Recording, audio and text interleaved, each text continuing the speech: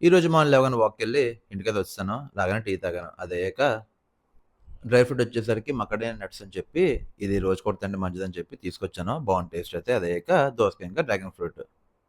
దాని తర్వాత ఒక సపోటా పండు కూడా తినేసాను. అయితే జుకినీ తీసుకొచ్చారు ఒకళ్ళు ఇంటికైతే. ఆన్‌లైన్‌లో తెప్పించుకొని చాలా చిన్నగా ఉంటాయి గానీ, ఇది మాత్రం చాలా పెద్దగుంది. ఇదొచ్చేసరికి మన ఇక్కడ వైజాగ్ ట్రైబల్ ఏరియాలో అయితే పండించారు. మమ్మీ అయితే అందులో బీన్స్ ఏసి చేశారు. టేస్ట్ మాత్రం చాలా బావుంది. మంచి వాటరీగా అయితే ఉంది. కొంతసేపు పోయాక బ్లాక్ కాఫీ కూడా తాగాను. చిన్న ఆకలుందని చెప్పి ఒక చిన్న పీనట్ వేఫర్ అయితే తిన్నాను. అది కంప్లీట్ అయ్యాక నిమ్మకాయ పిండి మజ్జిగ కూడా తాగేసాను. ఇంట్లో వచ్చేసరికి మిరపకాయ బజ్జీ చేస్తున్నారు. మోస్ట్‌లీ ఫ్రై ఐటెమ్ ఏదైనా చేసుకుంటే ఇంట్లో మాత్రం పల్లి వాళ్ళ టేస్ట్ మాత్రం చాలా బావుంటది.